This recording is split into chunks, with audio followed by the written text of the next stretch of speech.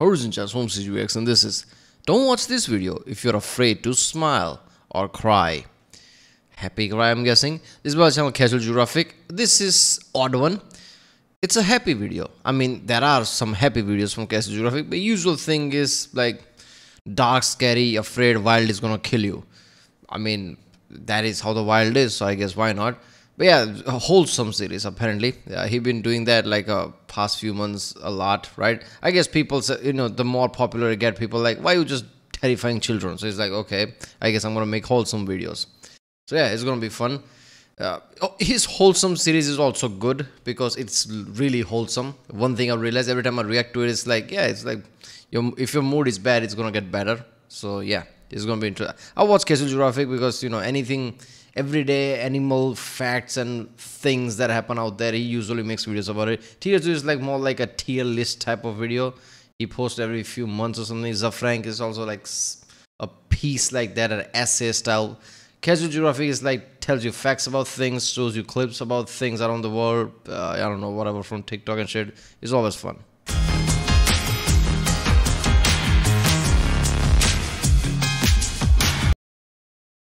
Remember, people, if you like my don't forget to subscribe so that way I know which type of videos to react to more. I like anything like this, I guess, zoology and things like that. Before I started watching these videos from Tier 2 and this, I had no fucking knowledge about anything zoology or animal facts. But I like to think I know quite a lot now because of these videos, but who knows?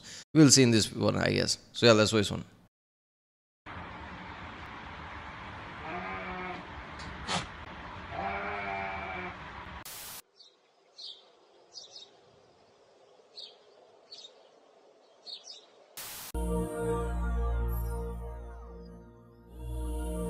Yeah, about that. So I've been making content for almost 4 years. You said wholesome. In that time, I put therapists in Bentleys and more people on couches in the housing crisis of 08. Probably an exaggeration, but you get the point. I've ruined more animals for people than the fans of Zootopia. So because of that, and because this video is 2 years old now, I thought it'd be fun to remake it. So, same rules apply. I challenge you to watch this video with a straight face. If you smile, you lose. And because I'm that confident, comment where in the video you folded. Because I got an ace in the hole, and I don't mean... Yeah, even if you get nervous, you probably smile. So it's just like, you're gonna smile either way. If it's terrifying, you're still gonna smile. There's like, oh, I don't want... The monkey thing was just terrifying. I mean, seriously, what the fuck is this? This is not what I know. It's like normal or something, but this like he's probably a serial killer, probably killed multiple people and nobody knows about it. Nobody's gonna suspect it because it's a monkey. Look at that. Look at that face. In Austin, there is one surefire way to make the terminally online smile. Look. Oh my God! Yeah, that'd do it. Now for a while, I wasn't a believer. I thought cats pretending to be scared by their cubs was one of those feel-good facts we made up. Like the idea that the 4-letter C word that elephants think of when they see us is cute. The problem with that theory is we've seen lions, tigers, leopards, and snow leopards all do this. So there's only 2 options. Either the most overqualified killing machines on earth also have the awareness of a kumquat, or cat moms actually play scared to boost their child's confidence. Likely to encourage the tyke to stalk, hunt, and all the things he'll need to get his own groceries one day. But the underrated part is they don't just act, they overreact the way any parent supporting their child would. I've seen leopards get DoorDash delivered to the dome and not jump as high. The things mothers do for love. But what about fathers? There is no child support in the wild, and nothing stopping most... A part of me thinks that that's probably going to turn out to be false. There's probably something else going there. Maybe they're afraid of hurting their kids, so their inner system is over-exaggerated just to get away, so they don't hurt their own cubs or whatever. Because the first one implies a deeper psychological element to it, which is like, it does happen, but I don't know. Every time I think of it, like, they can't have that kind of like a psychological thing going in behind, because every time I hear this, it's like, I don't want it to be true, which means they're much closer to humans than we thought, which means every shit that's been happening in the wild happening with a somewhat of a higher intelligence than we originally thought, which makes it even more fucked up. So I like to think it's like probably not that case, right? Probably not some psychological, oh, I'm gonna like over exaggerate so it boosts my cub's confidence. That's like deeper psychological thing. Males from going out for milk indefinitely, but there are some exceptions, like Murphy. Murphy is a 31-year-old bald eagle living in the World Bird Sanctuary in Missouri, where the symbol of America is expected to spend the rest of his life after an injury left him unable to fly. He'd also probably never have a mate since he was never able to bond with any of the females. For a minute, it seemed Murphy's law had our boy in a chokehold, but one day last spring, keepers noticed Murphy acting weird, or at least weird for a grounded avian incel.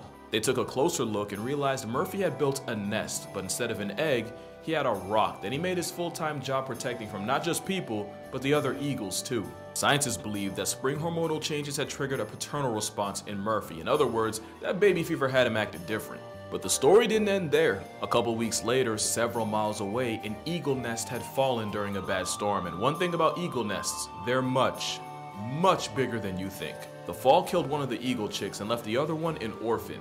And that's how Murphy got promoted from a rock to a real-life baby. Keepers introduced him with a little eaglet in a safety cage in case Murphy switched up and chose violence. He chose quite the opposite. He showed genuine curiosity in the orphan and eventually started feeding it completely on his own. And just like that, first-time father Murphy took the chick under his semi-crippled wing and the two bonded. Bro manifested fatherhood. And only a couple months later, Eaglet 23-126 was released back into the wild after being successfully raised by Murphy. And while it's technically bad luck to name a bird meant to be released, Murphy's son still managed to leave with a nickname, Rocky. Speaking of the rock that started it all, Murphy's Rockchild would be auctioned off with the proceeds going to the sanctuary's food bill. As for Murphy, I'm sure he's enjoying. Ah, that's so wholesome, right? It starts dark, right? Like sad part of it, like what happened to Murphy, then Murphy actually having this nurture element to it, actually helping out a bird. Oh, that's so good. More than a lot of humans you can say about, right? Oh, a kid, fuck that, and just like went for a cigarette and never came out. Came back, I guess. Enjoying the empty nest. At least until next spring, where he'll probably do it all over again. And speaking of bodyguards for birds, next, we gotta talk about the Maremma. This cotton-colored canine was bred in the mountains of Italy by farmers to protect their livestock from anything from packs of wolves or bears to even white-tailed sea eagles. But they don't just look like sheep. Maremma puppies are often raised alongside sheep with very little human contact, leading to an overprotective Q-tip that views the entire flock as its family. Look at that Don't get me dog. wrong, Maremmas have the personality. What is this, Wes Waldo? Look at this insane. An overprotective Q-tip that views And there's the dog. the entire flock as its family. Don't get me wrong, Maremmas have the personality of a cinnamon roll most of the time, until you give dog Toretto a reason. So in this case, if you flock around, you will find out. And that doesn't just go for sheep. On the complete opposite side of the world, on Middle Island off the coast of Australia, the world's smallest penguin was flirting with extinction. The little blue penguin nearly got wiped out of existence by foxes. So bad that the population that was once at 20,000 got cut down to 27. That's when a farmer had an idea. Swampy Marsh already had Maremma dogs guarding his free-range chickens, and you know what they say, penguins are just business chickens in suits. So he had two of his dogs, Yudi and Tula, raised around penguins. How'd they get their name? That's how.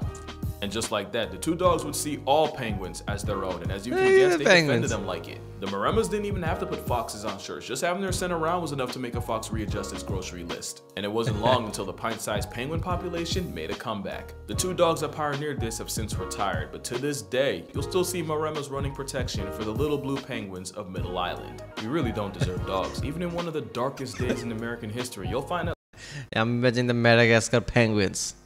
Alright boys, we have new bodyguards. This dog's walking around. At least one dog trying to make it better. You don't need a history lesson to grasp just how horrific the 9/11 attacks were. It was rough on everybody, including the rescue dogs. Okay, is this actual lights, or it's like somebody's highlighting from After Effects? Is this actual light that lit up in memory or something? Man, that's so fucked up, right? It's just like if you like walking around and this light is lit up, it's just like constant reminder there used to be two towers. It's insane, man. Seriously, man, I'm 30 right now. So for me, I was like young enough to remember New York City as city with those two towers, right? That was in my head. I still remember like, you know, games back then, and also like shows like Friends and things. Nowadays people won't, you know, younger kids probably won't have that kind of element to it. But anybody's like, you know, around my age is probably gonna like feel weird. Every time I see New York City, it feels weird. Like, that's so fucked up. How horrific the 9/11 attacks were.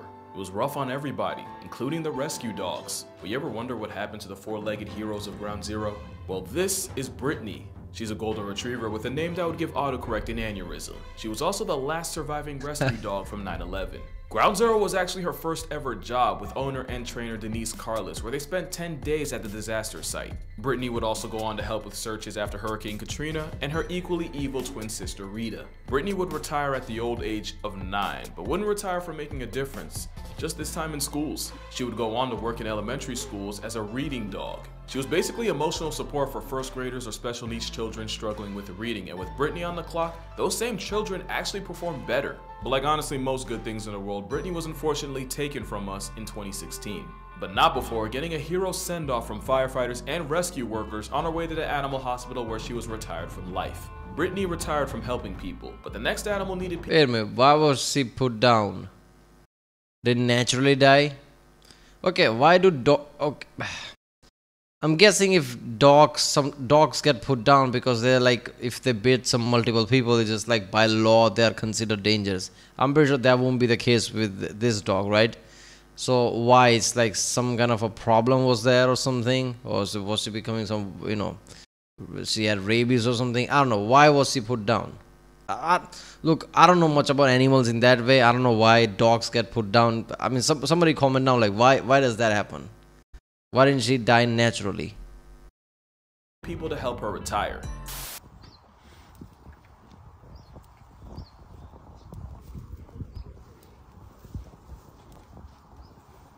What is that? Is that so this bear? bear went viral because, let's be honest, if you've worked more than a minute or gone to college at some point, you've been this bear.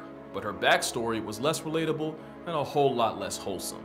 This is Chada, and for the first 14 years of her life, she was part of the Ukrainian circus, where she was exploited, tortured, and treated as a prop. Things didn't get much better when she was bought out of the circus because her new home would be a small rusted cage above a garage. That would be cruel for a bulldog, let alone a whole bear. The abuse left her virtually blind and even cost her most of her teeth. Worst of all, Chada is a Himalayan brown bear, an endangered species with only hundreds left in circulation. So long story short, it was all bad for Chada, at least until 2019, when the beaten down bear was rescued and taken to the White Rock Sanctuary in Ukraine. So if she looks like the wrong side of the weekend, it's because she just woke up from a 20-year nightmare. That might actually be the first time she's ever touched grass in her 25 laps around the sun. But what does a bear that spent 5 presidential terms in a box even do for fun? Well, if you ever see her, she's probably playing in her pool, or making friends with a stick, as one does. Or she's channeling her inner old head and yelling. One thing about animals is like, because they're so simplistic compared to human, I guess when things like this happens, like, you know, like it's a long time of that kind of like a bad environment, as soon as that animal gets freedom, the animal will try to make most of it, right? While most humans, because our higher intelligence, we will be scarred more, right? It would be really hard for us to go back to being normal, right? We will be much more depressed if something like this happens. If somebody's like, you know, captive for that long for whatever reason, then you like, oh, freedom. You need much more therapy and much more confidence boost to do anything. While animals just like try to find anything fun because it's been a long time. At the bears and wolves for making too much noise. And even though she's 25 and allegedly too old for DiCaprio, Chada's even been seen spitting game, kissing one of the other males in the sanctuary through a fence. A whole girl still got it, and I'd 100% commit a census subtraction for Chada. But I would commit crimes against humanity and an affront to the Lord for our next animal. Question, totally unrelated by the way, but you ever wonder what animal was the first time we've ever seen a dwarf in nature? Well, you're looking at him. This isn't editing, this isn't Photoshop. This is an elephant just over 5 feet tall. I don't think y'all are really hearing me. I can look this elephant in the eye! Got a little out of character there, but yeah, not only did biologists in Sri Lanka find this DeVito-built elephant, they really found man's trying to square up... Proper elephant, not a baby elephant. Proper elephant. 5 feet, that's it? Another male. Not to mention the steed of Tyrion Lannister was actually the aggressor. Little guy wanted every ounce of the smoke. Turns out being built like an aggressive footstool makes it really awkward to fight you. And I like to think all the elephants treated him no differently, because even elephants understand. Sometimes shit happens. My only question is, with dating, right? You think you can reach? I feel like it would take creativity to Kama Sutra and a Pilates class for a female to make it work. I don't know where he is or what he's doing, but if I ever see bro in a Kevin Hart movie, then I can sleep well knowing he's found his purpose. But if there's one animal that needs a movie, it's one that got violated in one of the biggest box office come-ups of all time. I love Lion King, and Simba's revenge arc altered my brain chemistry for the better. But they'll forever catch smoke for having all the homies hating hyenas. In real life, lions steal from the laugh track of the savannah more than vice versa. And sometimes lions take more than just lunch. Generational beef is so on site that lions will go out of their way to blow a hyena's back out and retire both of their back legs. They don't even kill them, they just nerf their quality of life and let time do the rest. And that's exactly what happened here, where this hyena was filmed after a lion left him operating on less than 50%. But apparently last Sunday wasn't the first time a lion couldn't kill a 49er, because that same hyena was found almost a year later, still paralyzed, but still very much alive. Now I couldn't really find a lot of info on him, so that's all we really know. Or at least it would be, if I didn't reach out to the guy that took the video. This is Kathan Moore. He's a wildlife photographer who was kind enough to give me the full story, or at least from what he saw. So here's the full timeline of the hyena that ghosted death, straight from the source. He first saw the handicapped hyena January 8th, 2022 in Kruger National Park in South Africa. He was impressed, but also bittersweet since there was no way he would survive the African bush with a broken back. Except Moore would see the same hyena again in April, same disability, but otherwise still healthy. But the real plot twist wasn't until he saw him around other hyenas. Kathan watched as the two-wheel drive ran over Toolkill and started shoving hyenas out of the way, even snapping at one from behind. The disabled hyena was still bullying other hyenas in the clan and earning his pound of flesh, and Kathan even believes that he was one of the higher ranking members. Kathan would see this middle finger to the Grim Reaper throughout the months before finding him for the last time on the last day of 2022. Almost a full calendar year after seeing him for the first time. According to Moore, he sat with the hyena all day, almost as if he knew. Now, Kathan hasn't seen him since, and while there is a good chance his time finally ran out, Moore also believes that he could have just moved on to another area with his clan. But even the worst case scenario means this dude survived at least a year after getting spine split by a lion. That's a W in and of itself, unless you're a Lions fan. Now, we've talked about some of the Man, look, man, I understand all that. I understand the wholesome element. The more and more I realize, like, okay, obviously I know and everybody knows like how fucked up Animal Kingdom is. Survival of the fittest, food chain. But you don't think about that every time, 24/7. So every time you realize that, like, wait a minute, these are animals. Shit like this happens all the time. Their life is literally on the clock. You'd be surprised if they survive even a year. When you hear that, it just feels like, what the fuck, man? This is insane. You see that clip of lion basically, let's just say, damaging a hyena, and hyena just like, thrusting around in pain, I'm guessing. What the fuck? Imagine that. My mind sometimes gets stuck trying to imagine, like, what the fuck? What is that scenario? What is going through the mind of that hyena and all that shit? Is insanity, man. Animal Kingdom is really fucked up. Right? Only thing I can hope is like animals don't have like intelligence like our own. They don't have this kind of like a deep pain, I guess, and more psychological pain element of it, right? Maybe it's like let's just say they're on like autopilot type of way, right? They just function based on their survival trait they already have through genetics or something. I always try to think that animals are that simplistic because I have to. Because Animal Kingdom is really fucked up. If they're like more higher intelligence, that means that they are going through suffering all the time, which is fucked up. Weirdest animal team-ups in nature. There's warthogs using mongoose as a spa, a guinea pig doing the same thing except with vultures, and of course the fact that ravens are a step away from fully weaponizing wolves. But there's another animal duo that nobody saw coming, and this one also involves wolves. This is an Ethiopian wolf, and out of the almost 40 species of canines, they're the closest to getting completely discontinued. But they found an unlikely ally. This is a gelada. It's really the hippo of monkeys, because even though their dental screams carnivore, geladas have the diet of a lawnmower. Somehow the wolves figured out that their chances of a successful hunt are higher when they do it around the monkeys. In fact, their success rate went from an anemic 25% when alone, all the way to 67% when surrounded by gelada gang. And somehow the same monkeys that... I mean, any monkey breed you apparently make friend is like a achievement of its own. Because whenever I think about any, let's just say any monkey breed, it's like, oh my god, they're gonna do something fucked up. Since monkeys are really close to humans in that way, obviously all those breeds do really fucked up things, right? All the chimpanzees and shit, like, oh my god, it's like instantly, like, blur shit out, otherwise everything's gonna go crazy type of way. So it's like if you have like a partnership like that from a monkey, your chances obviously gonna go higher. Run from the mountains when they see a feral or domestic dog. are the very definition of unbothered around the wolves. The wolves even go out of their way to make themselves look like less of a threat, switching out their normal zigzag hunting run for a slower, less intimidating stalk. It's believed the grass-fueled geladas disturb rodents and stuff and make it easier for them to get picked off by the wolves. And even though the monkeys are about prey size, in about 8 years of research, there was only one time where a wolf tried to murk a baby monkey. The wolf got dealt with violently and like a predator on a registry was never allowed near the herd again.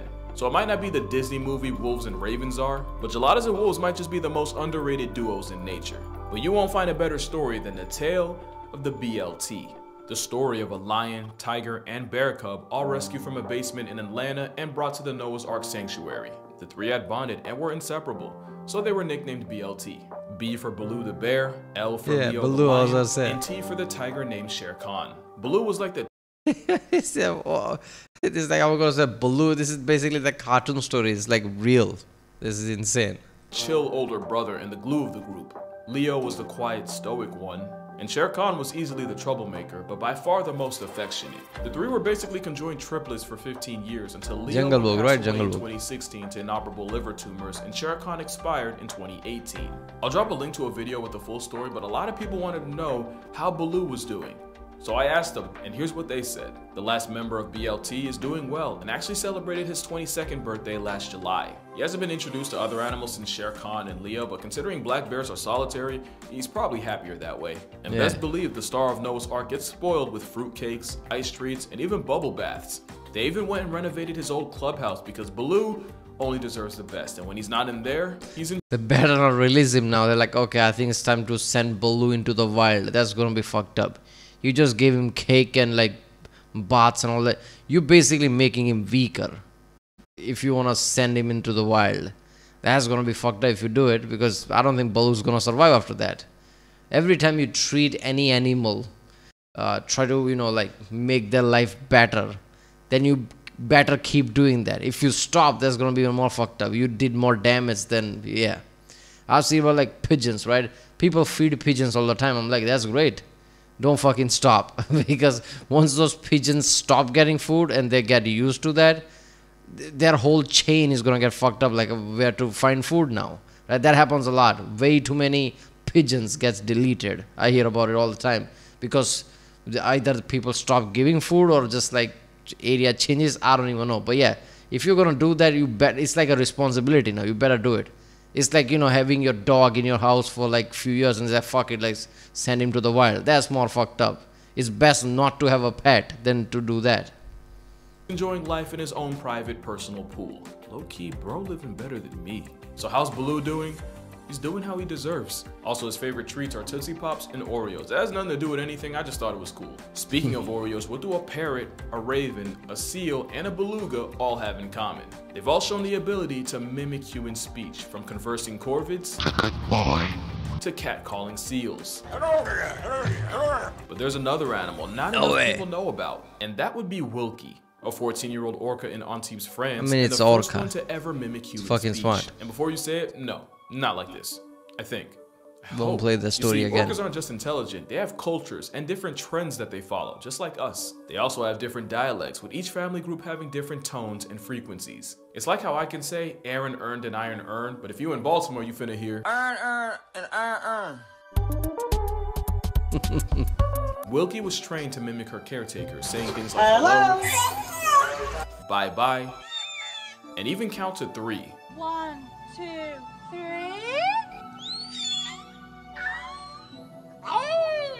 Hey, before you judge them, just remember, they're doing that from a nostril on their head. It's all fun and games until you're on a boat and a desaturated serial killer tells you bye-bye. But like with other talking animals, orcas are just mimicking the sounds they hear around them. Mimicry is a vital skill for a lot of animals, but it's also led to one of the most iconic animal pictures of all time. You've definitely seen this viral picture, but you probably don't know the tragic chain of events that led to it. The man taking the selfie is Machu Shamavu, and the 2 girls behind him are Dakazi on the left and Ndezi. It was taken in Virunga National Park, home to up to 1,000 endangered mountain gorillas. Here, the biggest threat to a 400-pound pacifist is poachers, either trafficking babies as pets or straight up slaughtering adults to sell as trophies. And that's what happened in 2007, with a mother gorilla taking a bullet to the back of the head, execution style. She was long gone by the time rangers got to her, but they found 2-month-old Dakazi still clinging to her life-deprived mother. She was taken in, but it wasn't looking good. She was severely dehydrated after 24 hours without milk and even developed pneumonia 2 weeks after being brought in. Damn. That's when Andre Bauma got involved. He was the manager of the orphanage that Kazi was brought to, and he willed the sick baby gorilla back to health. The very first time they met, Andre held the baby against his bare chest for warmth and kept her there all night. Unfortunately, the story would only get worse. Barely a month later, another attack cost the park 5 gorillas, and yet another orphan was brought in, this one named Ndezi. The Kazi and Ndezi were raised together and became not just lifelong friends, but sisters. Of course, it's always poachers, right? It's like, poacher is such a big issue. It's like even Top Gear once covered it. When it comes to rhinos, I think, right? Rhinos horns and things like that. It's insanity. How many groups like this is trying to prevent it, and how many poachers are there? It just feels like never-ending battle. It's like never going to change. People, and problem is like humans, us, right? Oh, by the way, rhinos horns does this. There is no evidence of that, but there you go. People say it, and people are like, fuck it, I'm gonna pay for it, without realizing like you're killing animals, man. Like they don't just take rhinos horns, they probably just kill the rhino to make it short or something, so they don't come across another rhino they don't have horns. That's how fucked up it is. When I learned that, I just got pissed off. You take the horn, okay, we're gonna kill the rhino so you don't mistakenly come across that rhino again, so you don't waste your time with a rhino that doesn't have a horn, which is fucked up, man. What, like life means nothing? Not only did Nkazi see her as family, she saw Andre Bauma as a mother. Gender roles be damned, and the feeling was mutual, with Andre seeing the orphans as daughters. Now, raising children's hard enough, and gorillas are no exception, but Andre actually had a secret weapon to keep the girls in. Get out of here. Pringles.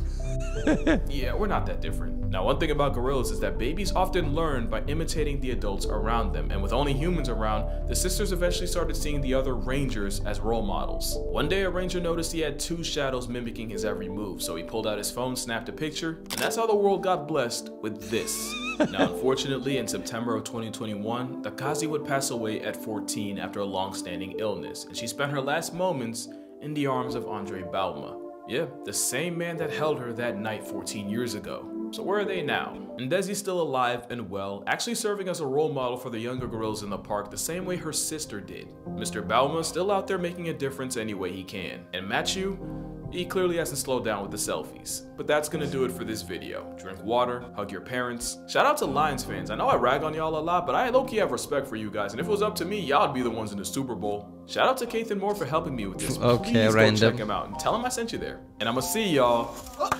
What does NFL have to do with anything? But okay. Yeah, it was. This is like Casual Geographic wholesome, right? Obviously, this was wholesome, but wholesome taken from really dark moments. It's just like you still have to think about those dark moments. It's like, okay, yeah. Alright, well, that was. Don't watch this video if you're afraid to smile. It did say or cry, so yeah. This is my channel, Casual Geographic. If you like my next, don't forget to subscribe, and yeah, I'll see you next time.